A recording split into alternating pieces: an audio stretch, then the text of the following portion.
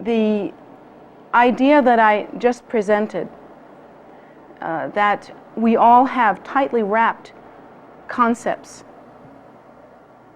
and very little flexibility within our minds, very little spaciousness.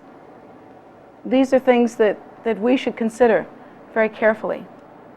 These are things that are plaguing us constantly. And if we examine the basis of those very concepts, we will find that they are less than flimsy, that they really are puffballs.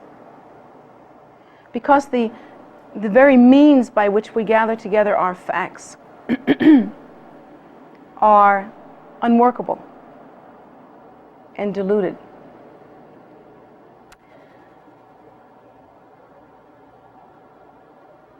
When we examine the Buddha's teachings, we find many philosophical and foundational ideas that, like a tapestry, are interwoven into one's practice. Among those are devotion, renunciation, generosity, pure view. Particularly in Vajrayana Buddhism, when one hears a teaching or does a practice, one should assume that all these thoughts are woven in, that all these philosophical ideas are woven in, and are part, actually, of one's training, of one's practice. And so it behooves us every now and then to look at these ideas and to try to distinguish among them which is being used at what time. But most of all, to try to understand the logic behind them so that we can apply them faithfully and with confidence. One needs to know, therefore, why these ideas are being used and how they are being used, and of course, if they are being used. When it comes to an idea such as renunciation, one should understand that overall, renunciation is not the aim of this path. It is a method. Therefore, we shouldn't make renunciation a false god. Renunciation like grasping, or renunciation like ice cream cones, is phenomena, just more phenomena. When we engage in renunciation, that is part of our continuum in relative existence. It is experienced through the five senses. All ideas about renunciation are understood due to the activity of the five senses. In that, when we read about renunciation, or we hear about renunciation, or we practice renunciation, we utilize these senses in order to understand and to bring into play what should be practiced. So renunciation then is a method. It is a technology and not a goal. However, we often leave behind or lack entirely an understanding as to what the goal really is. And so we make what I call false gods out of things.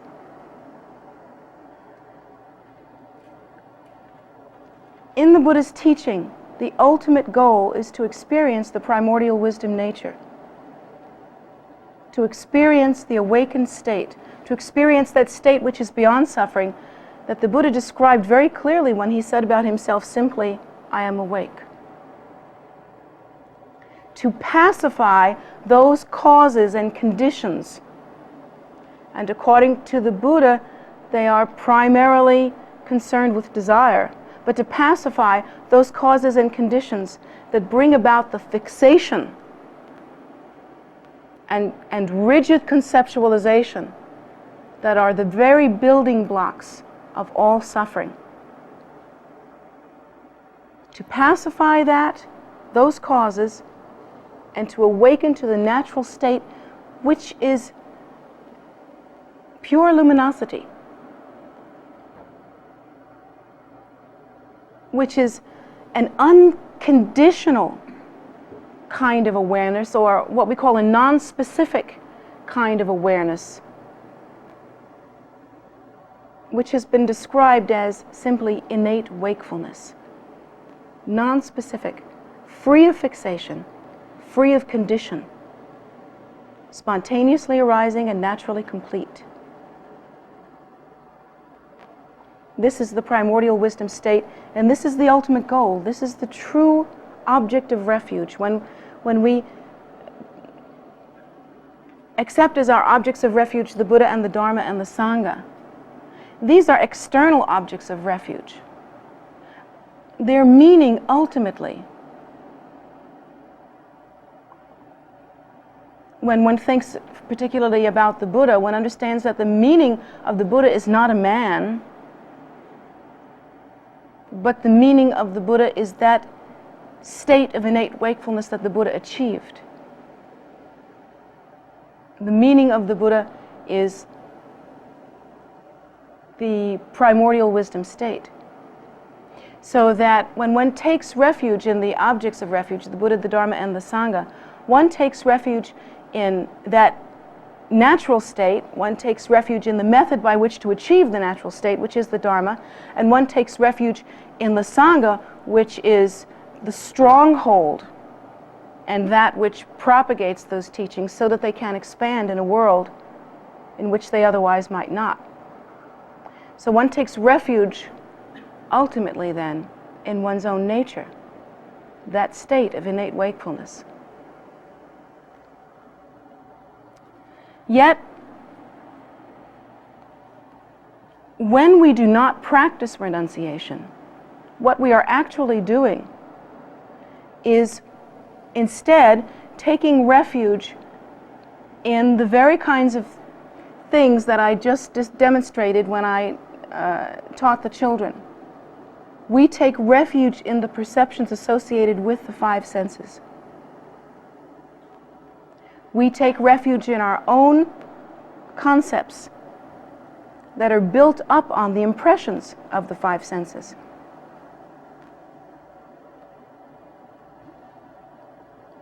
Let's examine for a moment that kind of experience. Let's use the experience that I just demonstrated using little Jonas and rubbing that piece of tissue across his nose when his eyes were closed and his ears were plugged up. He couldn't tell that it was a tissue, it felt like a cloth. Now, if I had rubbed it a little bit more, maybe he could have told that it was a tissue. Maybe he could have had that experience. But he could not have guessed at or felt with his nose what color the tissue was. So he would have to have opened his eyes for that. And he couldn't tell exactly how I was doing it and what the positioning of my hand was. He would have to have really moved himself back and really looked differently. Each of us has that kind of experience within the context of our lives. Of course, using a tissue rubbing across the nose is a very simple way of understanding it.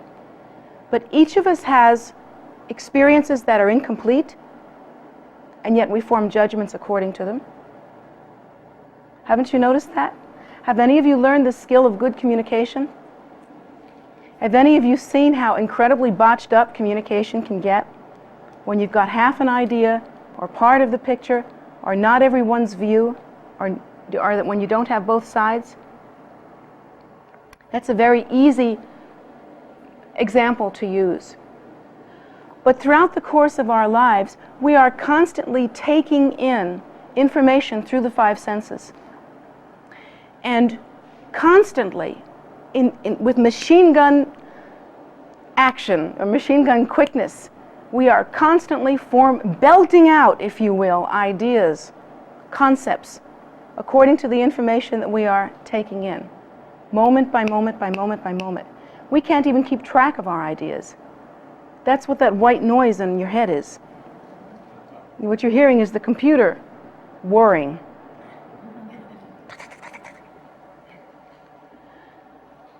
And it happens so quickly that due to the idea that you develop moment by moment on a very rapid basis and a very rigid basis, I might add, not only do you have this perception, which is kind of half-crocked, but then you develop an idea with rapid-fire succession according to that perception. And then not only that, but you are so smart that you begin to exaggerate and develop that concept that you made also with rapid-fire succession. So that it takes you just a fraction of a second,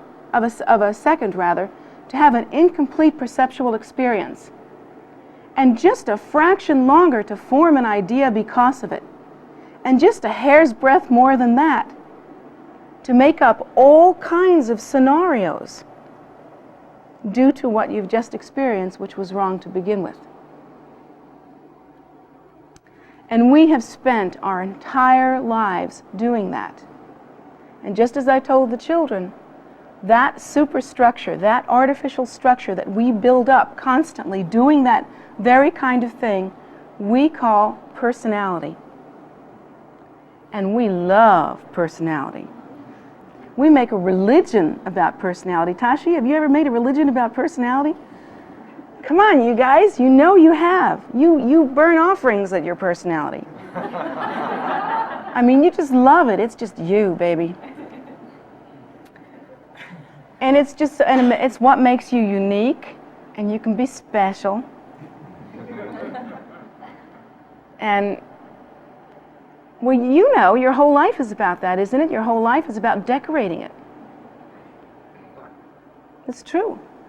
We're always decorating it with ideas, with props. We've got to have props for our personality. Oh, I'm a fast girl, so I got to have a fast car. You know, kind of like that. We have all these props, and it's all about this personality that's like, where does it come from? It's a puffball. It's meaningless. It is based on nothing. Based on nothing. Yet, due to this habitual tendency, this scene that I'm describing is more our religion than anything else. And it just cracks me up when, if you'll excuse this colloquialism, it makes me laugh. When people come to me and they've obviously been decorating their personality for a very long time because it has all the props. And they'll say to me, when they look at the Buddha's teaching, which has a series of antidotes as to how to pacify this entire process, and very good antidotes, actually, I might add. Not that I need to add that. I mean, the Buddha is the Buddha after all. They will come up to me all decked out in their personality and all their props, and they will say, sniff, sniff, I don't want a religion. I'm a free thinker. Well, if you look at what they're doing, they are so completely enmeshed and entrapped in their fabrication that they are truly the most religious people on this earth. And it's the truth. It is. They just are completely religious. But their object of refuge is all the false gods that they've created. And ultimately, the bottom line, the experience that is at the core of their hope and fear, is the ego. So, we find ourselves in a very difficult situation. I really think that one of the best things that we can do for ourselves, just right straight off the bat, is to laugh at ourselves. Because we are really funny. And if you can learn to laugh at yourself, you've got something knocked right away. You need that space. You need that looseness. You need that flexibility. To be able to do that is a very precious and valuable tool. And we have to examine for ourselves, what is the supreme object of refuge? And what, on the other hand, have I been spending my life on? Like the demonstration I used with the children, Have you spent the entirety of your life cooking up an idea based on an erroneous foundational thought or perception? Yes, but not only one. Uncountable erroneous foundational thoughts. Uncountable. And so convoluted that there's simply no way to trace it down. For that reason, something like trying to pick out how you arrived at certain conclusions, like, oh, I'm insecure because my mother dropped me on my head when I was very young, and having a soft head, it was very painful. Or, oh, I have to drive a fast car because when I was a little girl, my daddy made me slow down when I was eating. You know, you can go back and pick those things out if you want to, but basically you're wasting your time, because what you're doing is giving yourself a wonderful, fertile opportunity to create just more of the same. You're just going to form some new ideas. So you'll substitute some old games, some new games for some old games. And you can't possibly pick these threads apart. This is a tapestry like you wouldn't believe. It is a tapestry actually of strong habitual tendency which began time out of mind, sometime long ago that we can't even imagine. We don't even have a name for it. We don't even have numbers to count it.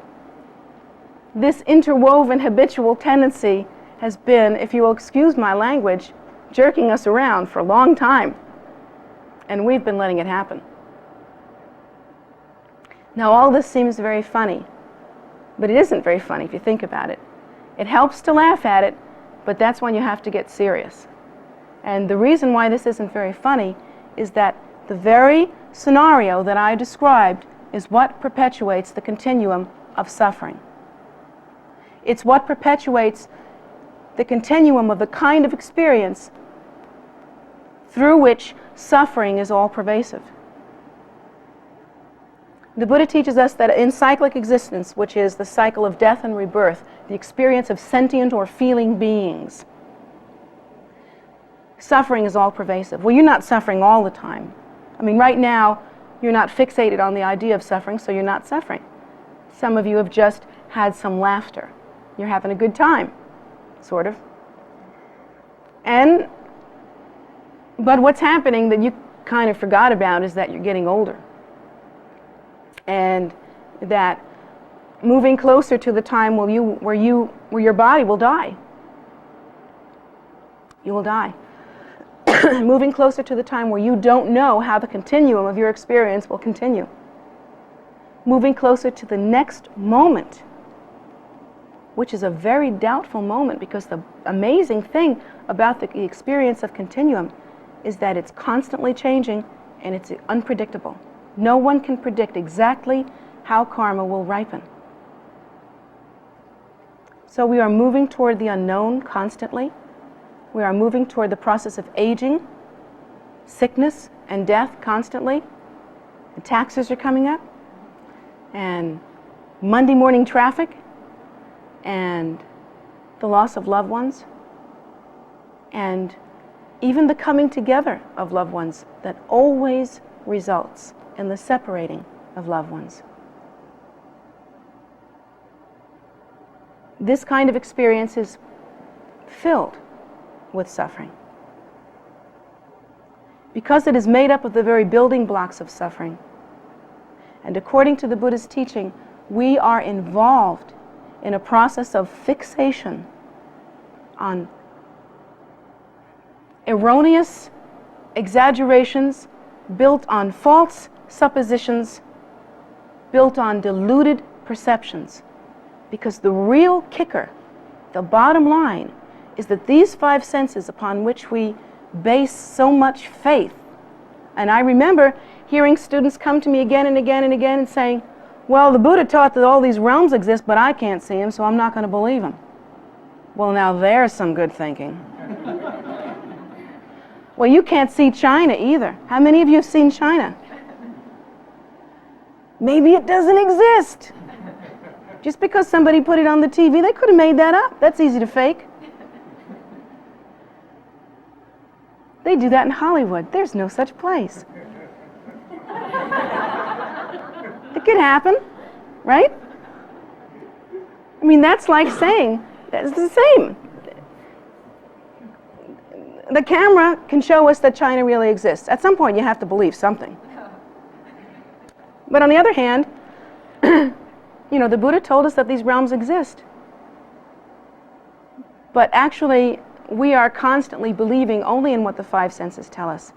And the five senses actually, if you examine them, are merely extensions of our idea or concept of ego.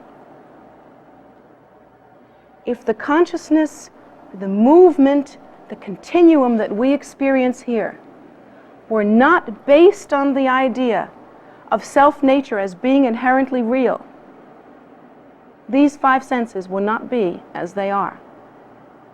They are the children or the offspring of this continuum experience.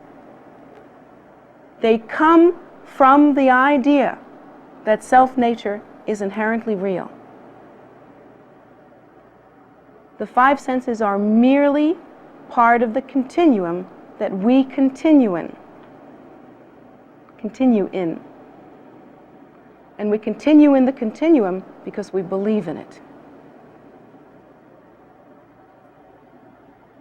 So what's a girl to do? Well, we have a couple of choices here. If we remain believing firmly and making burning candles to and making religions about the ego self and the belief in self-nature as being inherently real, and particularly the five senses, and the inner senses as well, which are based on the five senses, actually, believe it or not. I know we like to think we're real clairvoyant.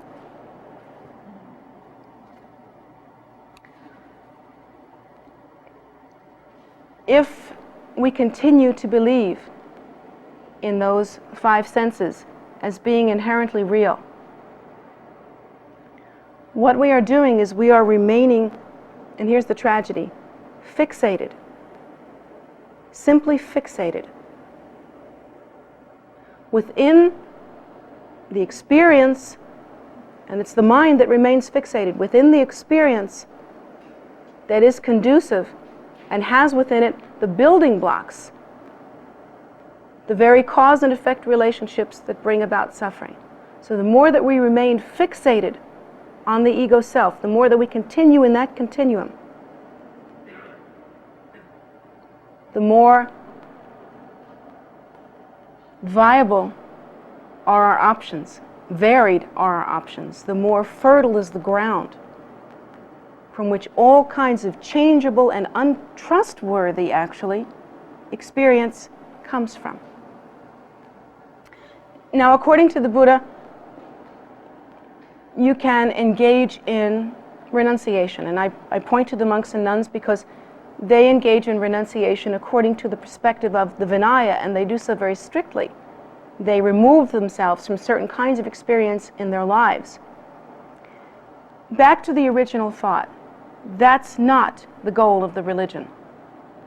That's not what we're doing here. So that should not be looked at as a sign of completion.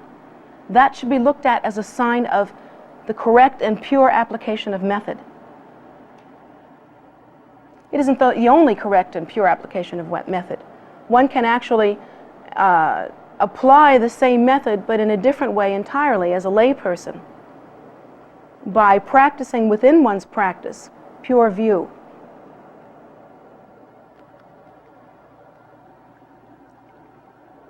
One should understand that the goal is to awaken to the uncontrived view, which is the pure, luminous, primordial wisdom nature, free of fixation, free of discrimination, that is to say, the activity that the five senses engage in, free, therefore, of conceptualization and exaggeration.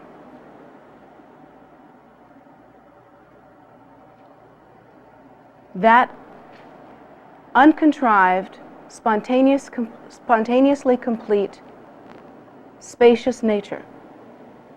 That is the goal.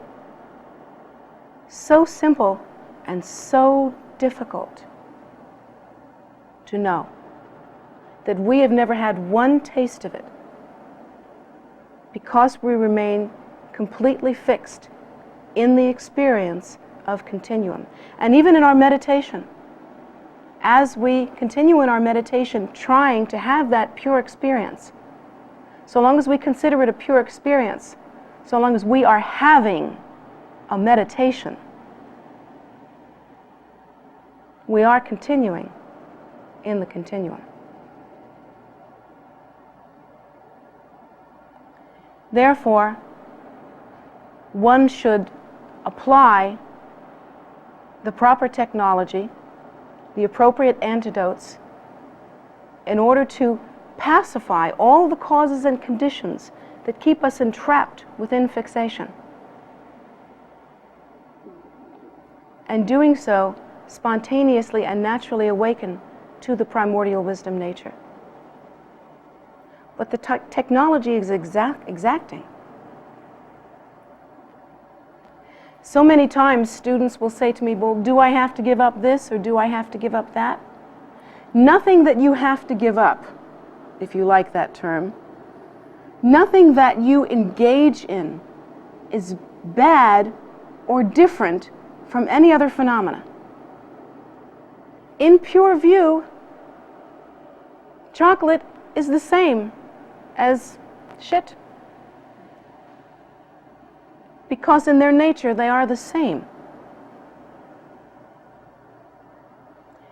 In our experience, however, chocolate and shit are very different. So we only eat chocolate. And that's why we practice this religion as we do. In its nature, renunciation and, how can I say this politely? Intense activity are in their nature the same. Neither is wrong and neither is right. But you look better consuming one than the other.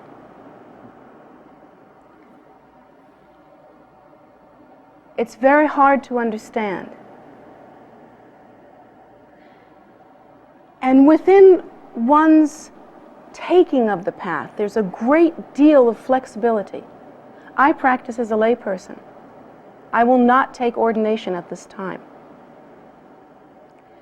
They practice as monks and nuns.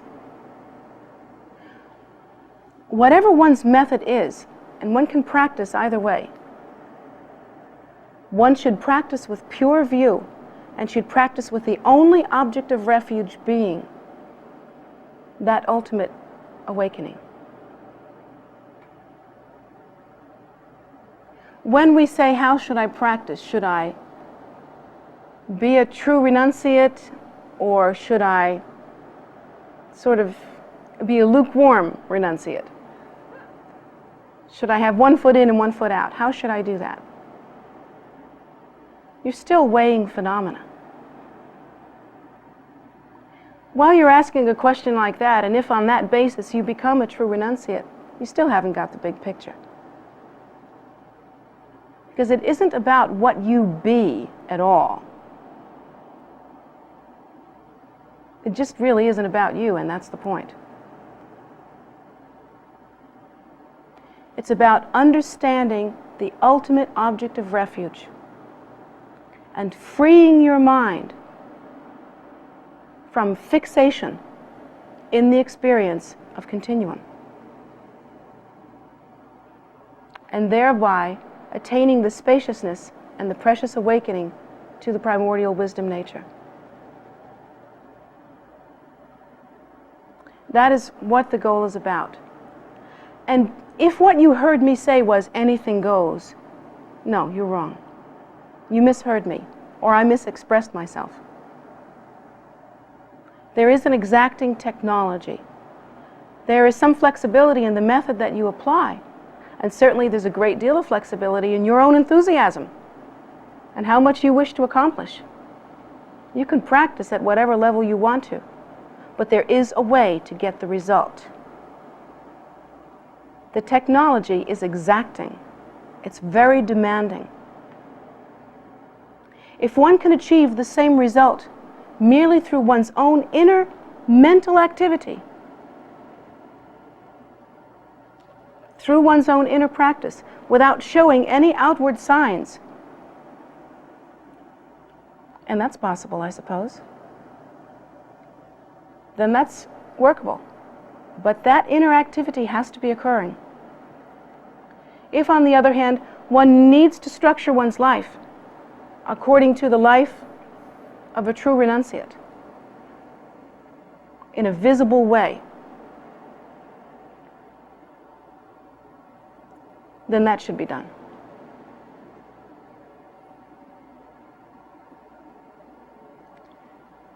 The point that I'm trying to make is that we are constantly involved in a bed of our own making. We are constantly caught up in our private religion.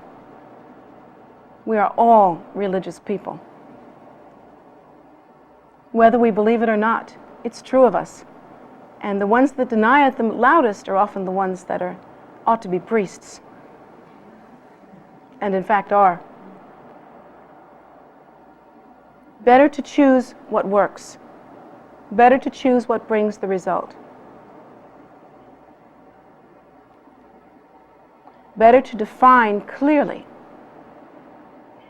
what the object of refuge truly is and what the goal is. And according to the Buddha, there is one state that is the cessation of all suffering, and that state is enlightenment.